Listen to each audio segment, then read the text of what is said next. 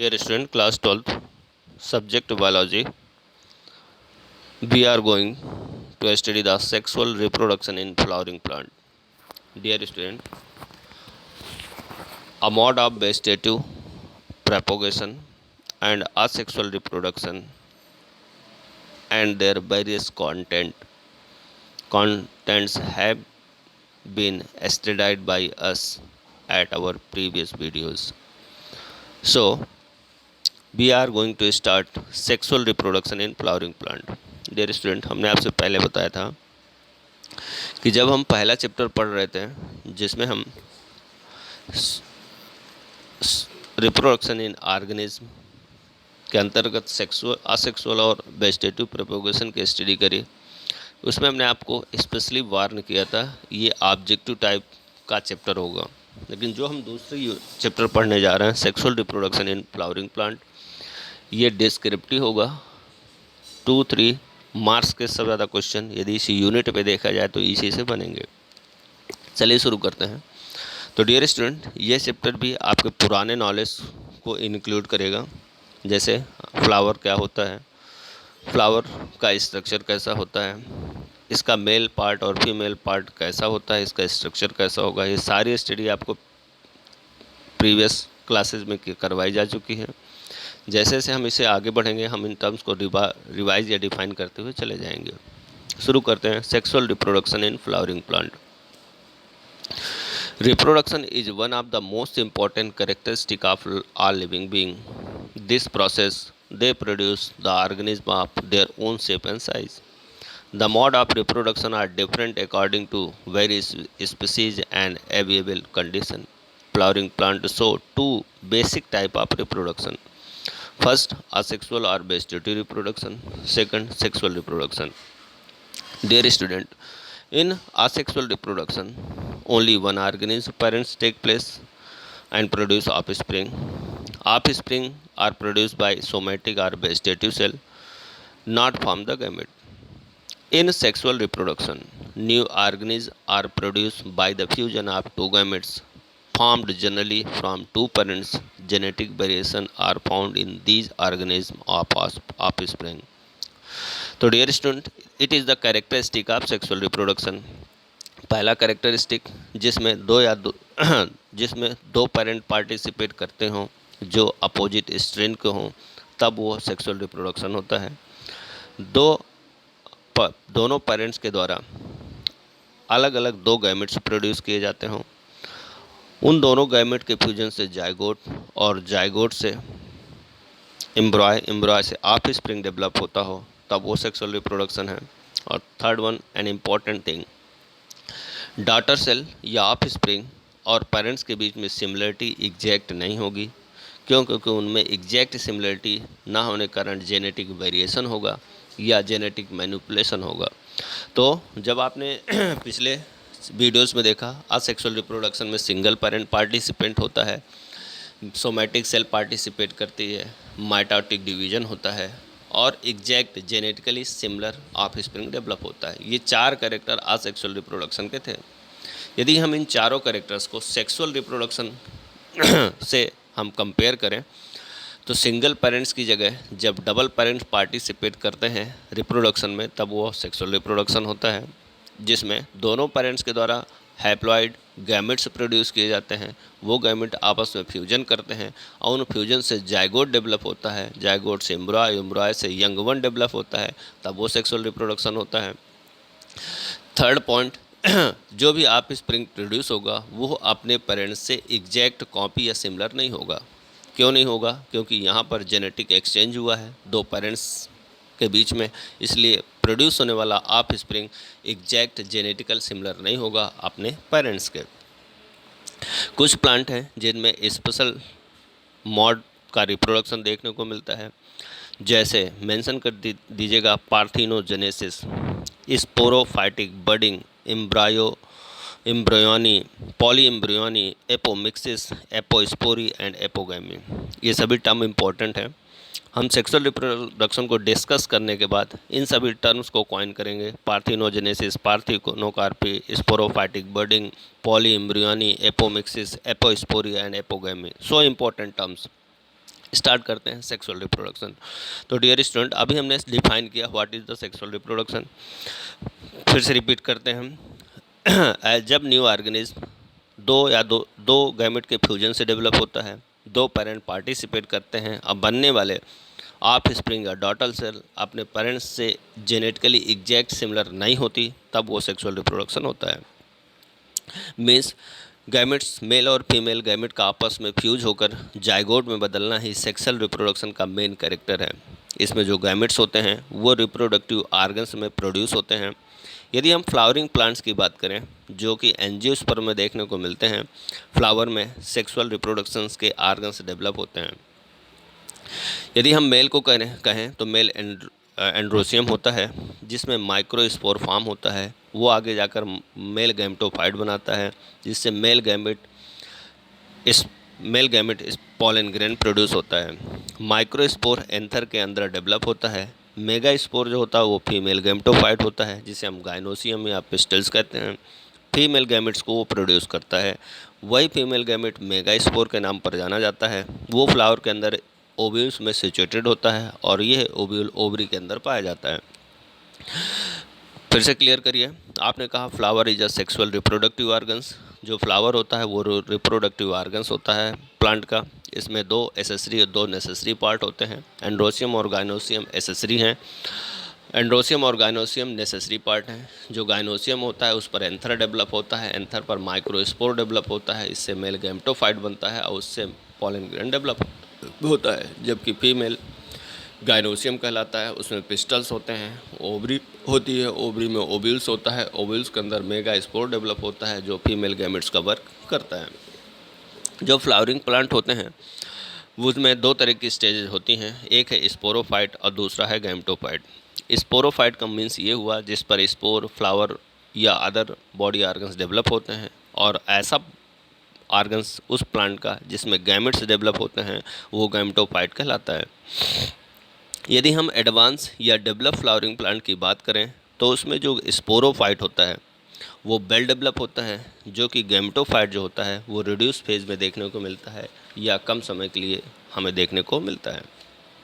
सो dear student, sexual reproduction की वह process है जिसमें दो अपोजिट स्ट्रैंड मेल और फीमेल गैमेट आपस में फ्यूज होते हैं, उससे डिप्लॉयड जाइगोट डेवलप होता है। जाइगोट आगे डेवलप करता हुआ क्या बनाता है, न्यू एम्ब्रॉय या न्यू जनरेशन को डेवलप करता है। तो dear student, it is the definition of sexual reproduction. Dear student, एक आउटलाइन डायग्राम आपके सामने है। इस आउटलाइन डायग्राम को यदि हम डिस्कस करें तो सबसे अपर पार्ट पर लिखा हुआ flowering plant 2n। Dear student, 2n means diploid, 2 set of chromosome में यदि डबल सेट ऑफ क्रोमोसोम है तो वो डिप्लॉयड है।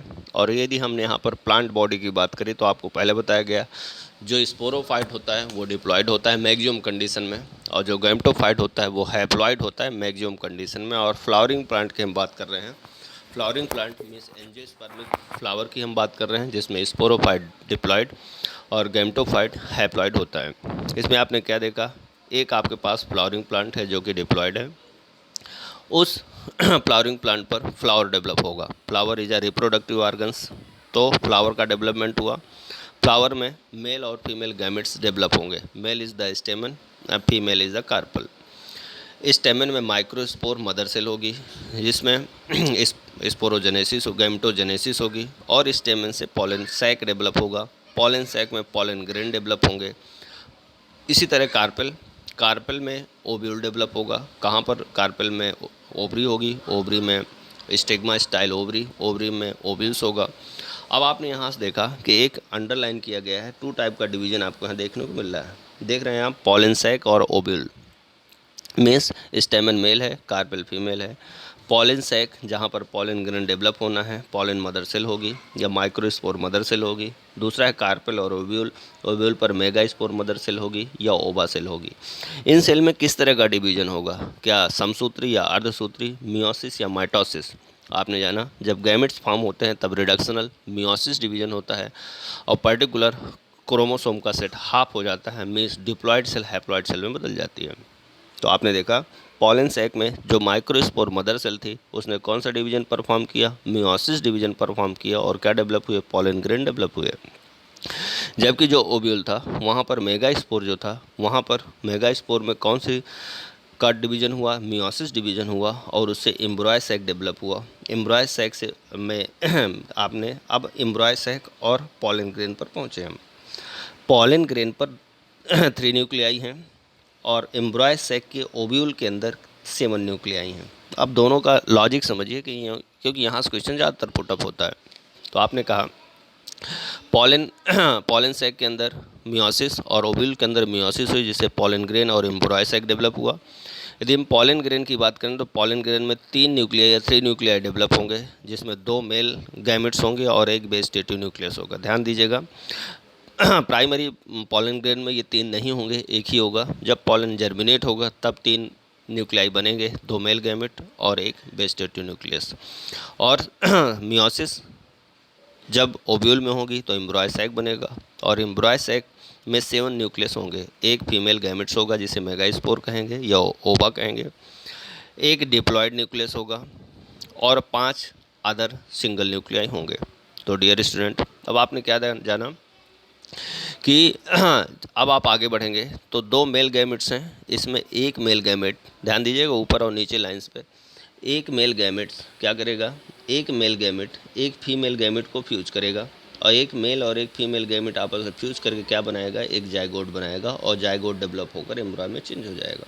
तो आपने कहा एम्ब्रॉय किससे बना, तो आपने कहा सर जायगोट से बना।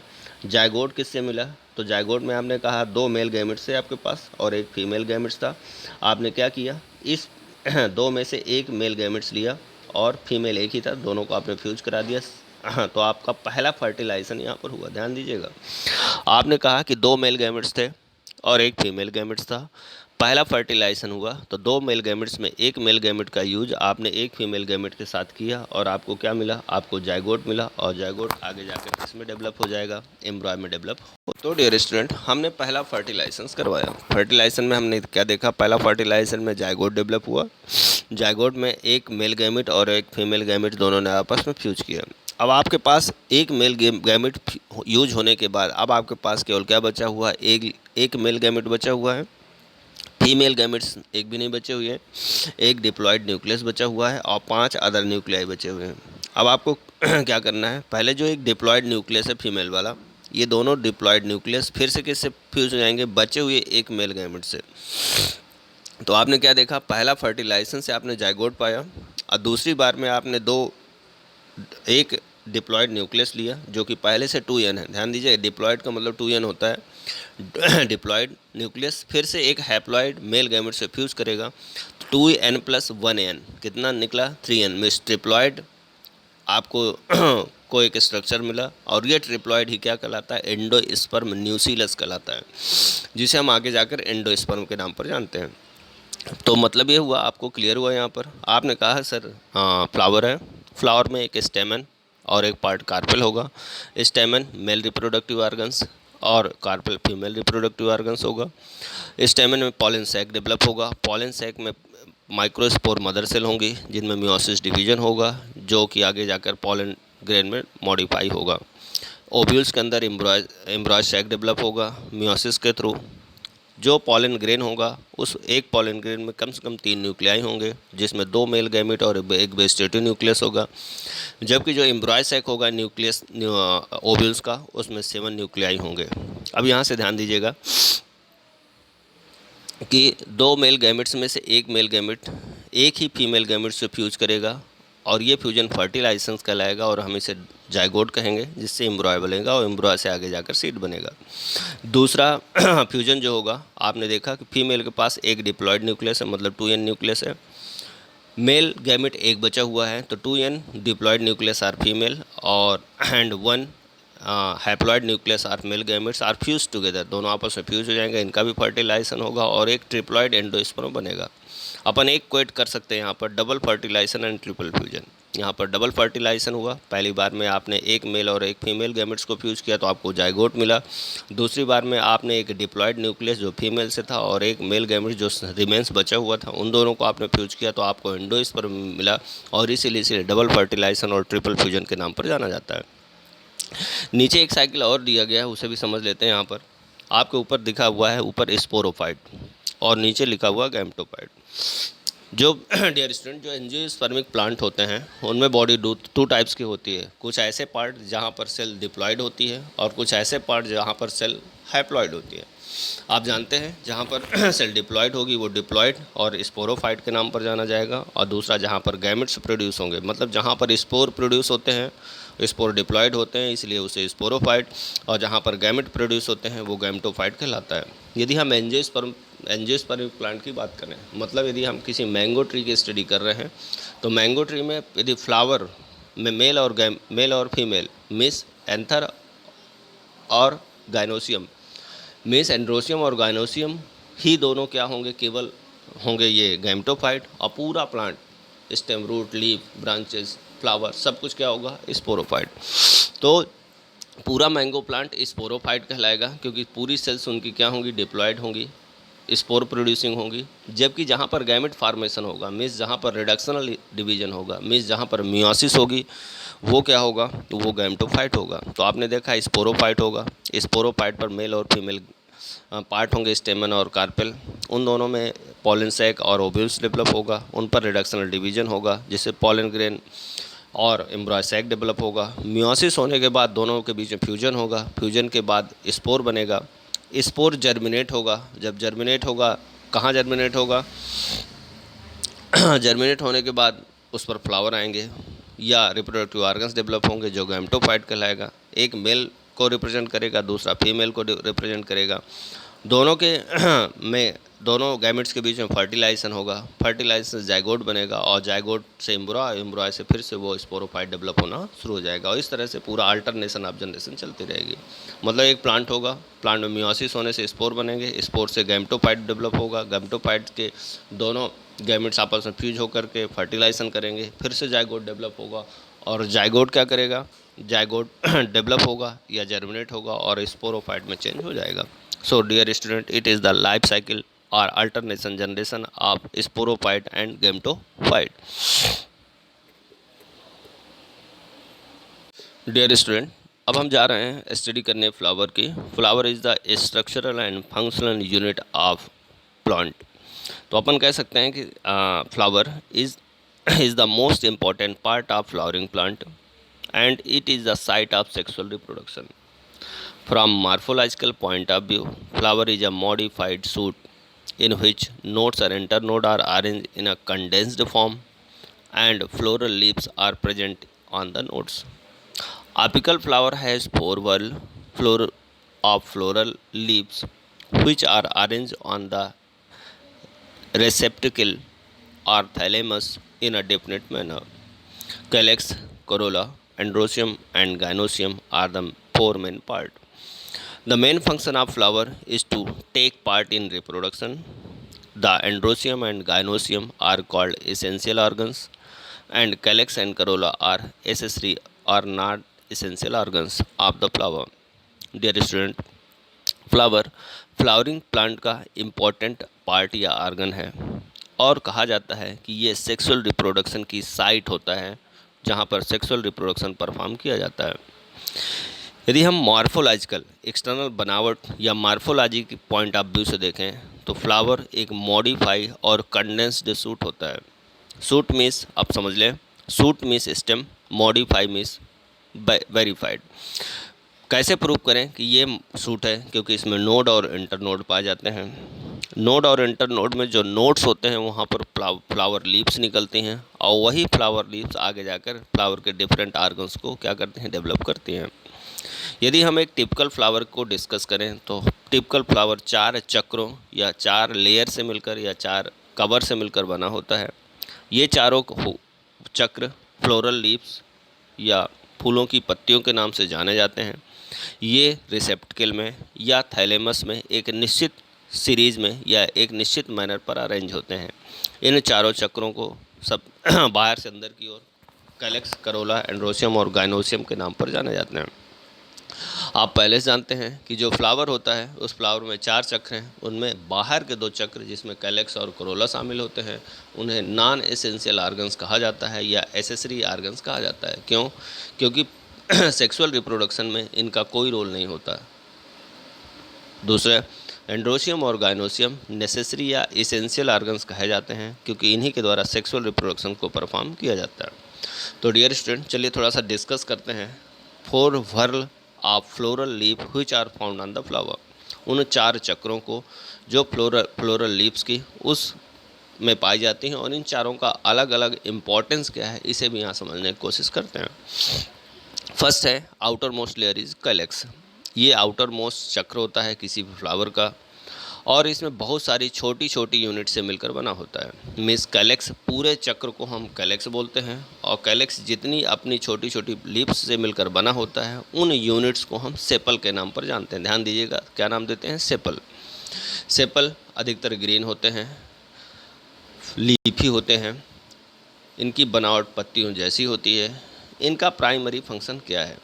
इसका प्राइमरी फंक्शन ये है कि जब फ्लावर बड के फॉर्म में होता है तो इस बड के अंदर जो भी पार्ट होते हैं ये आउटर मोस्ट चक्र उन सभी अंदर वाले पार्ट को प्रोटेक्ट करता है, मैकेनिकल सपोर्ट देता है या बैरियर से उन्हें सेफ रखता है।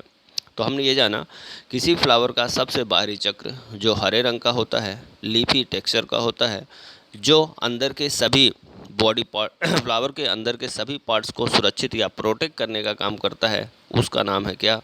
कैलेक्स। और इसकी यूनिट क्या कहलाती है? सेपल कहलाती है। सेकंड है करोला। ये सेकंड चक्र होता है फ्लावर का। ये भी कई यूनिट से मिलकर बना होता है। जिस तरह कैलेक्स की यूनिट सेपल होती है उसी तरह करोला की यूनिट पेटल होती है। ये अधिकतर कलर्ड हमें देखने को मिलता है। अब क्वेश्चन आया, कोरोला का कलर्ड होना फ्लावर के लिए किस तरह बेनिफिशियल है? तो आप जानते हैं pollination is the important process at the sexual reproduction in the flowering plant. जब फ्लावरिंग प्लांट में सेक्सुअल रिप्रोडक्शन को परफॉर्म किया जाता है तब पॉलन ग्रेन को डिफरेंट एजेंसीज के थ्रू, एयर हो गई, ब्रिंड हो गई, इंसेक्ट हो गई, एनिमल्स हो गए, यहाँ तक कि ह्यूमंस हो गए, इनके द्वारा पॉलन ग्रेन को ले जाकर ओवरी तक लैंड कराया जाता है। तो जो एजेंसीज होती है जिसमें इंसेक्ट या एनिमल्स या अदर क्रिएचर शामिल होते हैं वो इन कलर्ड पार्ट जो उनको दूर से दिखाई देते हैं उनको वो अट्रैक्ट करते हैं, स्पेशल स्मेल या फ्रेगरेंस रखते हैं। इस अट्रैक्शन के कारण वो एजेंसीज यहाँ तक आती हैं और वहाँ पर लैंड करती हैं और इस रास्ते से उसे पॉलिनेटेड करने का वर्क करती हैं। So corolla are coloured to promote the pollination by attracting insect. क्यों? इंसेक्ट इनकी ओर अट्रैक्ट होते हैं, इन पर लैंड करते हैं और पॉलन ग्रेन को एक जगह से दूसरी जगह ट्रांसफ़र करा देते हैं। तो डियर स्टूडेंट, हमने पहले बात करी थी कैलेक्स और करोला नॉन इसेंशियल पार्ट हैं। क्यों? क्योंकि यहाँ पर गैमेट फॉर्मेशन नहीं होता। बट कैलेक्स का एक अपना इम्पोर्टेंस है। ये बड स्टेज से आगे डेवलपमेंट तक बाहर से ये कवर रखकर प्रोटेक्ट करता है फ्लावर को। करोला पॉलिनेशन के टाइम पर अट्रैक्टिव कलर और लाइट कलर होने के कारण दूर से अट्रैक्ट होता है इंसेक्ट के द्वारा और पॉलिनेशन में हेल्पफुल होता है। Third one is the androecium and gynoecium. Androecium and gynoecium को हमने पहले बताया आपसे, ये ऐसे क्या है, इसेंशियल या नेसेसरी पार्ट हैं क्योंकि यहीं पर गैमेट का फॉर्मेशन होता है। तो first androecium. Androecium form the third वल ऑफ फ्लावर। मीन्स एंड्रोसियम जो है वो तीसरी चक्र होता है फ्लावर की।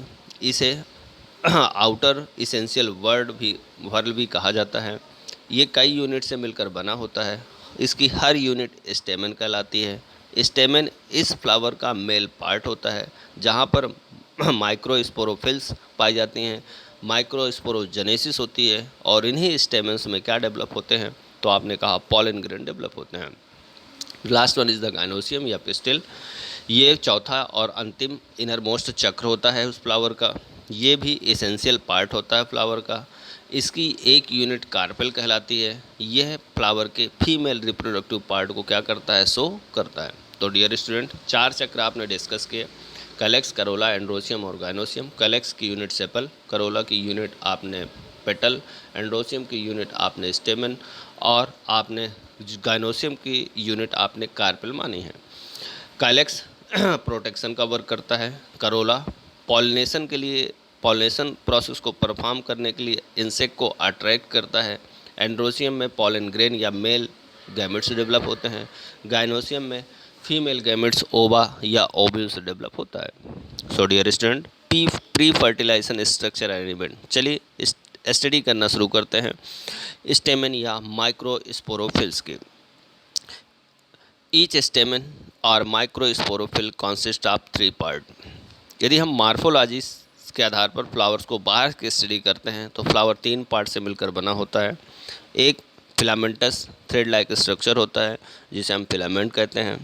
दूसरा एक लोब लाइक स्ट्रक्चर होता है जिसे हम एंथर कहते हैं, और जहां एंथर और फिलामेंट के बीच में कनेक्शन होता है उसे कनेक्टिव के नाम पर जाना जाता है। मतलब कहा जाए कि फिलामेंट एक लॉन्ग स्टाक लाइक स्ट्रक्चर होता है जिसके टिप पर एंथर कनेक्टेड होता है। Anther is a spread head which is form from the tip of filament. Each anther has 2 lobe which are held together by a connective. Means क्या होता है कि एंथर 2 लोब या 2 पालियों से मिलकर बना होता है और दोनों पालियों को जोड़ने का काम कौन करता है? कनेक्टिव करता है। Each anther lobes has 2 chamber और थीका, ध्यान दीजिएगा 2 लोब हैं, हर लोब में 2 चैम्बर हैं, मतलब 2 में से कितने हो गए? 4 हो गए। तो ये कहा गया कि हर एंथर जो होता है वो 2 लोब से मिलकर बना होता है, हर लोब 2 चैम्बर से मिलकर बना होता है। इन चैम्बर को थीका कहा जाता है और इन जहाँ ये इन्हीं लोब्स पर या इन्हीं थीका पर माइक्रोस्पोरेंजिया या पॉलन सैक डेवलप होता है और आगे जाकर यहीं पर पॉलन ग्रेन क्या होते हैं? डेवलप होते हैं। At maturity, the 2 microsporangia pollen sac of each anther lobes fuse to form single chamber of thecus. Such an anther is called diathecus. यदि 2 चैम्बर बनते हैं तो डाइथेकस, 4 बनते हैं तो टेट्राथेकस कहलाता है। कुछ फैमिलीज हैं जैसे मालवेसी हो गई, एंथर आर मोनोथेकस, एक ही चैम्बर होता है, मीन्स कोई सेपरेशन नहीं होता। In these cases there is only 1 lobe in anther having 2 microsporangia which maturity fuse to form a chamber or theca. Dear student, ये थी एक्सटर्नल मार्फोलॉजी। हमने क्या बताया आपको कि हर एंडोसियम 3 पार्ट से मिलकर बना होता है। पहला फिलामेंट, दूसरा है एंथर और तीसरा है कनेक्टिव। फिलामेंट एक थ्रेड लाइक स्ट्रक्चर होता है जो फ्लावर के बेस से उस टिप को जोड़ता है जिस टिप पर एंथर कनेक्टेड रहता है। हर एंथर 2 लोब से मिलकर बना होता है, दोनों लोब्स को जोड़ने का काम कनेक्टिव करता है। हर लोब 2 थीका में डिवाइड रहता है, मतलब 2 लोब से कितने थीका बनते हैं? 4 थीका बनते हैं। उन थीका को क्या नाम दिया जाता है? माइक्रोस्पोरेंजिया या माइक्रोस्पोरोफिल नाम दिया जाता है, जहाँ पर माइक्रोस्पोरोजेनेसिस होती है और उस माइक्रोस्पोरोजेनेसिस से माइक्रोस्पोर या पॉलन ग्रेन डेवलप होता है। सो डियर स्टूडेंट, एक होमवर्क आपके पास यहाँ पर है। ड्रा द स्ट्रक्चर ऑफ, कैसा structure? TS of anther, transfer section of young anther का आपको डायग्राम ड्रा करना है, लेबलिंग करना है। Development of microsporangium, it is the new term, so important term for your annual exam. Dear student, we have study the structure of stamen और anther in previous classes. यदि हम किसी anther या स्टेमन का या यंग एंथर या स्टेमन का structure देखते हैं तो हमें 2 चीज़ें यहाँ पर देखने को मिलती हैं। इसके सेंटर पर डिवाइडिंग नेचर की लगातार डिवीजन करने वाली मेरिस्टेमेटिक सेल का एक ग्रुप होगा या मॉस होगा, और यह मेरिस्टेमेटिक सेल का मॉस जो सेंटर पर होगा ये चारों तरफ से एपिडर्मल सेल से क्या होगा? सराउंडेड होगा। कभी ये ओवल शेप दिखेगा, फिर इसके बाद यह ओवल शेप जो कि इसके सेंटर पर मेरिस्टेमेटिक सेल और चारों तरफ एपिडर्मल सेल होंगी, ये डिफ्रेंशिएट होना शुरू होगा और उनसे 4 लोब स्ट्रक्चर डेवलप होगा। साथ में डेवलप होगा एक प्रोकैम्बियल स्ट्रैंड, किसके? कनेक्टिव के लिए सेंटर पर। हर लोब जो होगा इसमें हाइपोडर्मल सेल्स होंगी जो डिफ्रेंशिएटेड होंगी, किनके द्वारा? साइटोप्लाज्म इनका साइटोप्लाज्म डेंस होगा और इनका साइज क्या होगा? लार्ज होगा। इन्हीं सेल्स को हम आर्कीस्पोरियम या आर्कीस्पोरियल सेल्स के नाम पर जानेंगे और आगे जाकर यही आर्कीस्पोरियल सेल एंथर का डेवलपमेंट करेगी इन साइड पर। आर्की स्पोरियल सेल लगातार डिवाइड होगी। जब वो आउटर सरफेस पर डिवाइड करेगी तो प्राइमरी पेराइटल सेल बनाएगी, और जब वो इनर साइड पर डिवाइड होगी या डेवलपमेंट करेगी तो प्राइमरी स्पोरोजिनस टिश्यू मिलेगा। तो डियर स्टूडेंट, हमने क्या जाना? हमने ये जाना कि यदि हम किसी यंग स्टेमन या एंथर के टीएस के स्टडी करें तो वह एक ओवल शेप दिखता है। उसके सेंटर पर मास ऑफ मेरिस्टेमेटिक सेल होती है। मेरिस्टेमेटिक सेल मीन्स जिनमें डिवीजन पावर होती है, और वो मेरिस्टेमेटिक सेल का मास चारों तरफ से एपिडर्मल सेल द्वारा क्या रहता है? घिरा रहता है। साथ में जब ये डेवलपमेंट करेगा तो ये डिफ्रेंशिएट होगा जाएगा 4 लोब में। इसके सेंटर पर प्रोकैम्बियल स्टैंड डेवलप होगा, और साथ में इन सभी को हम डिफरेंशियसली कहेंगे आर्की स्पोरियम या आर्की स्पोरियल सेल। आर्की स्पोरियल सेल क्या करना शुरू करेगी? आर्की स्पोरियल सेल्स की डिवीजन करेंगी, डेवलपमेंट करेंगी। उससे 2 टाइप की सेल्स प्रिपेयर होंगी। कुछ होंगी प्राइमरी पेराइटल सेल, और जो अंदर की ओर होंगी वो प्राइमरी स्पोरोजिनस सेल्स होंगी। आउटर सरफेस पर जो डेवलप होंगी प्राइमरी पेराइटल, और इनर साइड पर primary sporogenous cell. Primary parietal cells लगातार कई बार डिवाइड होंगी। किस मैनर पर डिवाइड होंगी? पेरिक्लिनल और एंटीक्लाइनल। पेरिक्लाइनल और एंटीक्लाइनल मैनर पर डिवीजन्स को परफॉर्म करेंगी, और इस डिवीजन के कारण 4 लेयर बनेंगी। तो पहली लेयर एपिडर्मिस, दूसरी लेयर एंडोथीसियम, तीसरी लेयर मिडिल लेयर, और चौथी टैपेटम होगी। तो हमने ये जाना कि जो प्राइमरी पेराइटल सेल होगी वो लगातार डिवीजन करेगी, और डिवीजन करके 4 लेयर बनाएगी। Outer most surface is epidermis. तो कहा जाए सबसे बाहर सरफेस कौन सी होगी? एपिडर्मिस होगी। ये आउटर मोस्ट लेयर होगी। इसकी सेल फ्लैट होगी। मेच्योर होने के बाद anther and finally dry up, और जब एंथर मेच्योर हो जाएगा तब ये सूख जाएंगे। एपिडर्मिस के जस्ट बिलो सेकंड लेयर होगी जिसे एंडोथीसियम कहेंगे। यह एपिडर्मिस के नीचे सिचुएटेड होगी। इसकी सेल्स थिक होंगी। इन पर थिकनेस स्पाइरल होगी। जो the endothecium does not develop all around the microsporangium in a continuous level, but its cell remains thin-walled and form a strip of thin-walled cell along the line of dehiscence, called the stromium. In each anther lobe, as endothecium, a hygroscopic it help in dehiscence. Dear student, यदि आप anther को देखें तो उस anther में चारों तरफ से आपको 4 लाइनें दिखाई देती हैं। उन लाइनों से ही वो डेहिस्ड होता है, मतलब फटता है, और इस पॉलन ग्रेन निकल कर बाहर आते हैं। तो जो एंडोथीसियम होता है वो चारों तरफ ऑल अराउंड एक समान डेवलप नहीं होता है। उसकी लेयर कॉन्टिन्यूअस नहीं होती है। कहीं पर ये थिक और कहीं पर ये थिन होता है। क्यों? ताकि वो लाइनिंग बन सके, जिससे ये डेहिस्ड हो सके, फट सके, और पॉलन ग्रेन रिलीज हो सके। साथ में एक आंसर और भी है कि जो स्ट्रोमियम एक पोर होगा जहाँ से वो ओपन होगा। पर्टिकुलर इसका नेचर कैसा होगा एंडोथीसियम का? तो हाइग्रोस्कोपिक होगा। Hygroscopic means endothecium absorb the moisture from the air. Air में जो मॉइस्चर का कंटेंट होगा उसे यह एंडोथीसियम एब्जॉर्ब करेगा, और यह नेचर ही इसको हाइग्रोस्कोपिक बताता है।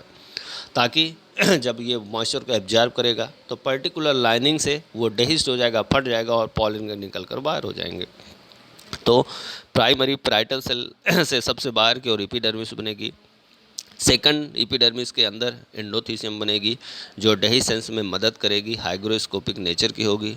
और थर्ड होगी मिडिल लेयर। एंडोथीसियम के बाद और टैपेटम के पहले एक ही 2 या 3 या इससे ज़्यादा लेयर से बनी हुई जो लेयर होती है उसे मिडिल लेयर कहा जाता है। ये मेटल क्रश हो जाती हैं time of microscope development. Means ये स्पॉन्जी टिश्यू होता है। स्टेराइल होती हैं, मीन्स सेक्सुअल रिप्रोडक्शन में पार्टिसिपेट नहीं करती। जब पॉलन ग्रेन या माइक्रोस्पोर डेवलप होते हैं तब ये फट जाती हैं, रैप्चर हो जाती हैं, और उनकी जगहों पर ही पॉलन ग्रेन डेवलप होते हैं। Last one is the tapetum. Tapetum primary parietal cell से बनी हुई सबसे इनर मोस्ट लेयर होती है। यह मिडिल लेयर के बाद सिचुएटेड होती है। जो टैपेटम की सेल्स होती हैं वो बेज शेप और डिप्लॉयड होती हैं। ये सेल्स लार्ज होती हैं, इनमें डेंस साइटोप्लाज्म पाया जाता है, और जब ये मेच्योर हो जाती हैं तो टैपेटम पॉलीप्लाइड हो जाता है। Polyploid means number of chromosome 2 set, 3 set और पॉलीसेट पाए जाते हैं। तो डियर स्टूडेंट, फिर से एक बात रिपीट करिए, प्राइमरी पैराइटल सेल्स लगातार डिवीजन करेगी। कैसा डिवीजन होगा? पेरिक्लाइनल और एंटीक्लाइनल, इससे 4 लेयर बनेगी। पहली है एपिडर्मिस, जो आउटर मोस्ट लेयर होगी, प्रोटेक्शन कवर करेगी। सेकंड एंडोथीसियम लेयर होगी, जो एपिडर्मिस के जस्ट नीचे होगी। यह डिसकंटिन्यूअस होती है, कहीं पर थिन और कहीं पर थिक होती है, ताकि स्ट्रोमियम के लिए लाइन प्रिपेयर हो सके। इसका नेचर हाइग्रोस्कोपिक होगा, ताकि ये मॉइस्चर को एयर से एब्जॉर्ब कर सके और पर्टिकुलर यह एंथरडेहिस्ड हो सके। तीसरी लेयर मिडिल लेयर होगी, यह 2 या 3 या कई लेयर से मिलकर बनी होगी। ये स्टेराइल होगी, स्पॉन्जी होगी, ताकि जब पॉलन ग्रेन बने तो उनको स्पेस मिल सके। लास्ट वन है टाइपेटम, यह इनर मोस्ट लेयर होती है। इसकी सेल्स जो होती हैं वो बेस शेप होती हैं, डिप्लॉयड होती हैं, साइज में लार्ज होती हैं और उनका साइटोप्लाज्म डेंस होता है। मेच्योर सेल जो टाइपेटम की होती हैं वो पॉलीप्लाइड हो जाती हैं। टाइपेटम के 2 मेन फंक्शन हैं। पहला, न्यूट्रिशन प्रोवाइड कराना, किसको? पॉलन ग्रेन को, जो कि ग्रो हो रहा होता है। और दूसरा, to form exine of pollen grain, और दूसरा पॉलन ग्रेन की एग्जाइन बनाना।